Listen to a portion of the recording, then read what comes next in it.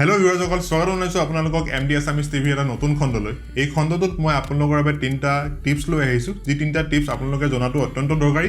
এই 3টা টিপছ আপোনালোকৰ খোৱাৰ লগত জড়িত হয়, আৰু এই 3টা টিপছ যদি আপোনালোকে আপোনালোকৰ দৈনন্দিন লাইফত ইমপ্লিমেণ্ট কৰে তেনেহ'লে ডেফিনেটলি আপোনালোকে উপকৃত হ'ব আৰু আপোনাৰ ৱেইটটো আপোনালোকে কণ্ট্ৰল কৰি ৰাখিব পাৰিব। গতিকে বলক দেৰি নকৰি ভিডিঅ'টো ষ্টাৰ্ট কৰোঁ।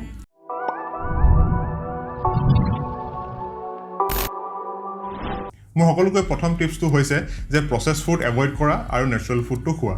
গতিকে আপোনালোকে ভাবিব যে খোৱাৰ আগতেনো আমি কেনেধৰণে গম পাম যে এই ফুডটো নেচাৰেল নে এইটো প্ৰচেছ ফুড হয়। গতিকে তাৰ বাবে সকলোতকৈ ইজি উপায়টো হৈছে যে খোৱাৰ আগতে আপোনালোকে 1 মিনিটৰ কাৰণে ভাবি চাব যে সেই খোৱা বস্তুটো আহিছে ক'ৰ পৰা।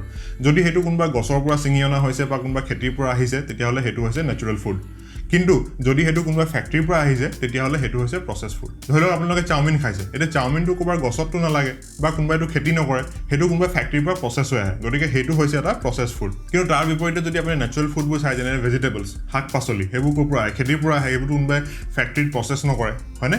গতিকে সেইবোৰ হৈছে নেচাৰেল ফুড। গতিকে তেনেকুৱা ধৰণৰ খোৱা খাদ্য আপোনালোকে আপোনালোকৰ ডায়েটত বঢ়াওক আৰু প্ৰচেছ ফুডবোৰ লাহে লাহে কমাই আনক। গতিকে আপুনি চেল্ফ এনালাইচিছ কৰি চাওক যে আপোনালোকে দিনটো যদি আপুনি খোৱা খাইছে তেতিয়াহ'লে তাত কিমান প্ৰচেছ ফুড খাইছে আৰু কিমান নেচাৰেল ফুড খাইছে। গতিকে লাহে লাহে আপোনালোকে একেদিনাই খোৱাটো পচিবল নহ'ব। গতিকে লাহে লাহে আপোনালোকে আপোনালোকৰ খোৱাত নেচাৰেল ফুডবোৰ বঢ়াই গৈ থাকক আৰু যিবোৰ প্ৰচেছ ফুড আছে সেইবোৰ লাহে লাহে কমাই আনি থাকক। আৰু এনেধৰণে যদি আপোনালোকে আপোনাৰ খোৱাটো চেঞ্জ কৰি থাকে তেনেহ'লে ডেফিনেটলি আপুনি দেখিব যে এটা সময়ৰ পাছত আপোনাৰ বডি চেঞ্জ হৈছে আৰু বডিত ফেট পাৰ্চেণ্টেজটো আপোনাৰ লাহে লাহে কমি আহিছে। মোৰ ছেকেণ্ড টিপছটো হৈছে প্ৰ'টিন খোৱা। গতিকে আপোনালোকে ভাবিব যে প্ৰ'টিনটো আমি খাওঁৱেই, মাছ মাংস কণী আমিতো খায়ে থাকোঁ, কিন্তু সেইটো কথা নহয়। আমি যি ধৰণে প্ৰ'টিন খাওঁ সেই প্ৰ'টিনটো খোৱা টেকনিকটো আচলতে ঠিক নহয়। আমি ভাবোঁ যে 2 দিনৰ পাছত বা 3 দিনৰ পাছত মাছ মাংস খাম আৰু হ'ব, সেইটো নহয় একচুৱেলি। আপুনি প্ৰতিটো ডায়েটতে অলপকৈ আপোনালোকে প্ৰ'টিন খাবলৈ চেষ্টা কৰিব লাগে, অলপকৈ, বেছি নহয়। আপুনি এদিনত যিটো বস্তু গোটেই দিনটোত খাব সেইটো আপুনি 3টা সাজত ভাগ কৰি লৈ অলপকৈ খাবলৈ চেষ্টা কৰিব লাগে। আৰু ছেকেণ্ড হৈছে যে আমি যিটো হিচাপত প্ৰ'টিনটো খাওঁ বা যিমান মাত্ৰাত আমি প্ৰ'টিনটো খাওঁ সেই প্ৰ'টিনটো আমাৰ দেহাৰ বাবে ছাফিচিয়েণ্ট নহয়। আমি কমকৈ প্ৰ'টিন খাওঁ। আমাৰ প্ৰতি পাউণ্ড বডিৰ ৱেইটত 1 গ্ৰামকৈ প্ৰ'টিন লাগে, কিন্তু আমি তাতকৈ বহুত কমকৈ খাওঁ। গতিকে আপুনি প্ৰ'টিনৰ মাত্ৰাটো আপোনাৰ খোৱাত বঢ়াবলৈ চেষ্টা কৰক। ইয়াৰ মেইন বেনিফিটটো এইটোৱেই যে মই যেনেকৈ আগৰ ভিডিঅ'ত মোক কৈছোঁ যে কাৰ্বহাইড্ৰেট খোৱাৰ লগে লগে বডিয়ে ডাইজেষ্ট কৰে আৰু তাৰ পৰা চুগাৰ ওলায়, আৰু তাৰ ফলতে আমি জেনেৰেলি শকত হওঁ বা আমাৰ বডিত ফেট একুমুলেশ্যন হয়, মানে এনাৰ্জিখিনি ইউজ হোৱাৰ পাছত যিখিনি আপোনাৰ বেছিকৈ থাকি যায় তাৰ পৰা আমি শকত হওঁ। গতিকে আপুনি যদি সেই ডাইজেশ্যন প্ৰচেছটো শ্ল' কৰিব পাৰে তেতিয়াহ'লে অবভিয়াছলি আপোনাৰ বডিত চুগাৰটো কমকৈ ৰিলিজ হ'ব আৰু ফেট একুমুলেশ্যনটো আপোনাৰ কম হ'ব। গতিকে প্ৰ'টিন যেতিয়া আপুনি কাৰ্বহাইড্ৰেটৰ লগত মিক্স কৰি খাব তেতিয়া আপোনাৰ কাৰ্বহাইড্ৰেট ডাইজেশ্যনৰ যিটো প্ৰক্ৰিয়া হয় সেইটো অলপ শ্ল' হৈ যায়, যাৰ কাৰণে আপোনাৰ চুগাৰ ৰিলিজটো অলপ কম হয়। গতিকে প্ৰ'টিনে ইনডাইৰেক্টলি কাৰ্বহাইড্ৰেটটো ডাইজেশ্যন হোৱাত অলপ বাধা দিয়ে, যাৰ কাৰণে আপুনি চুগাৰটো কণ্ট্ৰল কৰি ৰাখিব পাৰে। মোৰ থাৰ্ড টিপছটো হৈছে কাৰ্বহাইড্ৰেট চাইক্লিং, য'ত কাৰ্বহাইড্ৰেটটো আপোনালোকে সপ্তাহৰ বেলেগ দিনত বেলেগ মাত্ৰাত খাব লাগে। কাৰ্বহাইড্ৰেট চাইক্লিঙৰ ওপৰত বহুত ইনফৰ্মেশ্যন আছে আৰু বহুত ৰিচাৰ্চ হৈছে, যিবোৰ মই যদি এই ভিডিঅ'টোত আপোনালোকক ক'বলৈ যাওঁ ভিডিঅ'টো বহুত দীঘল হৈ যাব। গতিকে মই ভিডিঅ'টোত চিম্পলি আপোনালোকক বুজাই দিওঁ যে কাৰ্বহাইড্ৰেট চাইক্লিং কি বা কেনেকৈ কৰিব পাৰে, আপোনালোকে কেনেকৈ আৰম্ভ কৰিব পাৰে।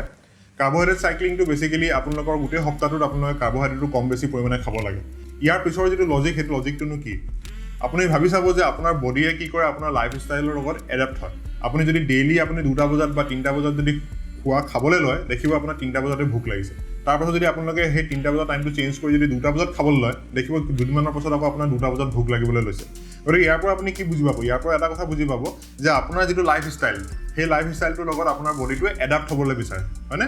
বডিটো তেনেধৰণে চেঞ্জ হয়। গতিকে আপুনি এটা কথা ভাবি চাওক, ডেইলি যদি আপুনি ৰাতিপুৱা দুপৰীয়া বা গধূলি যদি একেখিনি কাৰ্বহাইড্ৰেটকে খাই থাকে তেতিয়া বডিটো তাৰ লগত এডাপ্ট হয়, হয়নে? বা আপুনি যদি হেল্ডি খানা যদি ৰেগুলাৰ খাই থাকে তেতিয়া বডিটো তাৰ লগত এডাপ্ট হ'ব, আৰু যেতিয়া বডিটো এডাপ্ট হ'ব তেতিয়া বডিটোৰ ৰেছপন্সটো কমি যায়।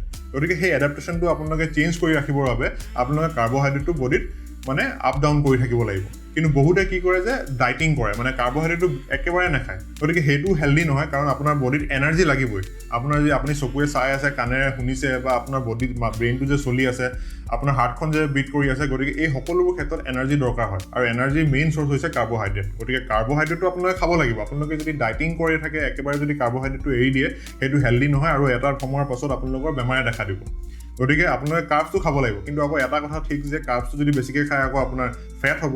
গতিকে খোৱাৰ টিপছটো হৈছে যে এদিন আপুনি বেছিকৈ খালে, হয়নে? যদি ছাপ'জ মানডে আপোনালোকে বেছিকৈ খালে, তাৰ ছেকেণ্ড দিনা আপোনালোকে কাৰ্বছটো অলপ কমকৈ খালে, আৰু থাৰ্ড দিনা আপোনালোকে কাৰ্বছটো একেবাৰে নাখালে, তেতিয়া কি হ'ব? আপুনি কিন্তু কাৰ্বছটো এৰি দিয়া নাই, হয়নে আপুনি এদিন বেছিকৈ খাইছে এদিন অলপ কমকৈ খাইছে বডিটোৰ কাৰণে ডেইলি আপোনাৰ কাৰ্বহাইড্ৰেটটো চেঞ্জ হৈ আছে কাৰ্বহাইড্ৰেট লেভেলটো হয়নে বডিটো এডাপ্ট হ'ব নোৱাৰিব আৰু যদি আপুনি প্ৰথম দিনাখন যদি সোমবাৰে আপুনি কাৰ্বহাইড্ৰেটটো বেছিও খাইছে সেই কাৰ্বহাইড্ৰেটটো কি হ'ব আপোনালোকে থাৰ্ড ডে দিনাখন যিহেতু কাৰ্বহাইড্ৰেট খোৱা নাই সেই কাৰ্বহাইড্ৰেটটো আপোনাৰ ইউজ হৈ গৈছে হয়নে গতিকে আপোনাৰ ফেট একুমুলেশ্যনটো কম হ'ব তাৰ লগত যদি আপুনি আপোনাৰ এক্সাৰচাইজটো যদি প্লেন কৰি লয় ধৰি লওক আপুনি যদি সোমবাৰে যদি আপুনি কাৰ্বহাইড্ৰেট বেছিকৈ খাইছে আৰু সেইদিনাখন যদি অলপ বেছিকৈ ইণ্টেন্স এক্সাৰচাইজ কৰে তেতিয়া আপোনাৰ আৰু কাৰ্বহাইড্ৰেটটো আপোনাৰ ইউজ হৈ গ'ল গতিকে আপোনাৰ বেছিকৈ কাৰ্বহাইড্ৰেট নাথাকিব তো নেক্সট ডে আপোনালোকে এনেকুৱা এক্সাৰচাইজবোৰ প্লেন কৰক য'ত আপোনালোকে বেছি এক্সাৰচাইজ কৰা নাই আৰু থাৰ্ড ডে আপোনালোকে চিম্পল এক্সাৰচাইজ যেনে আৰ্মছৰ এক্সাৰচাইজ কৰিব পাৰে সৰু সৰু মাছলবোৰ আৰ্মছৰ এক্সাৰচাইজ কৰিলে বা আপুনি ট্ৰাইচেপৰ এক্সাৰচাইজ কৰিলে কাৰণ সেইদিনাখন আপুনি কাৰ্বহাইড্ৰেট কমকৈ খাইছে গতিকে আপোনালোকে কাৰ্বহাইড্ৰেট আৰু এক্সাৰচাইজবোৰ যদি এনেধৰণে প্লেন কৰি লয়